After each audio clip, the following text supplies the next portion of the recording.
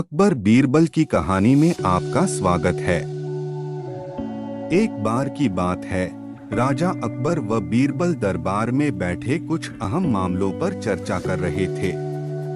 तभी बीरबल ने अकबर से कहा, मुझे लगता है कि ज्यादातर पुरुष जोरू के गुलाम होते हैं और अपनी पत्नियों से डर कर रहते हैं।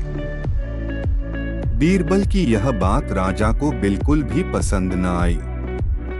उन्होंने इस बात का विरोध किया।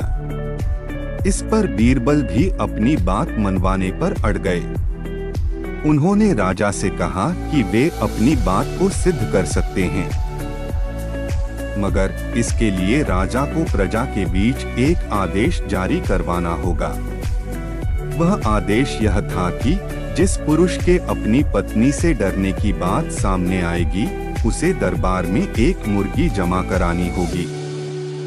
राजा बीरबल की इस बात पर तैयार हो गए। अगले ही दिन प्रजा के बीच आदेश कराया गया कि अगर यह बात सिद्ध हो जाती है कि कोई पुरुष अपनी पत्नी से डरता है, तो उसे दरबार में आकर बीरबल के पास एक मुर्गी जमा करवानी होगी। फिर क्या था, देखते ही देखते बीरबल के पास ढेरों मुर्गियां इकट्ठा हो गईं और सैकड़ों मुर्गियां महल के बगीचे में घूमने लगीं। अब बीरबल राजा के पास पहुँचे और बोले, महाराज, महल में इतनी मुर्गियां इकट्ठा हो गई हैं कि आप एक मुर्गी खाना खोल सकते हैं, इसलिए अब आप इस आदेश को वापस ले सकते हैं। मगर महाराज ने इस बात को गंभीरता से नहीं लिया और महल में मुर्गियों की संख्या धीरे धीरे और भी ज्यादा बढ़ने लगी। इतनी अधिक मुर्गियां महल में जमा हो जाने के बाद भी जब राजा अकबर बीरबल की बात से सहमत नहीं हुए, तो बीरबल ने अपनी बात सिद्ध करने के लिए एक नया उपाय निकाला।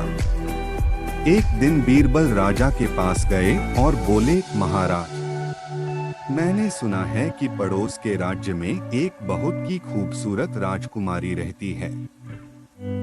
अगर आप चाहें तो क्या मैं आपका रिश्ता वहां पक्का कर आऊं? यह सुनते ही राजा चौंक उठे और बोले, बीरबल, तुम ये कैसी बातें कर रहे हो? महल में पहले से ही 2 महारानियां मौजूद हैं। अगर उन्हें इस बात की भनक भी लगी तो मेरी खैर नहीं होगी।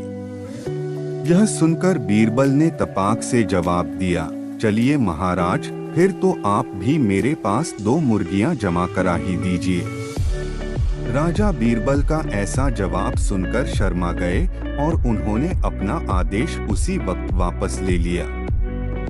अकबर बीरबल की इस कहानी से हमें यह शिक्षा मिलती है कि बातों की चतुराई से हम किसी भी बात को मनवा सकते हैं।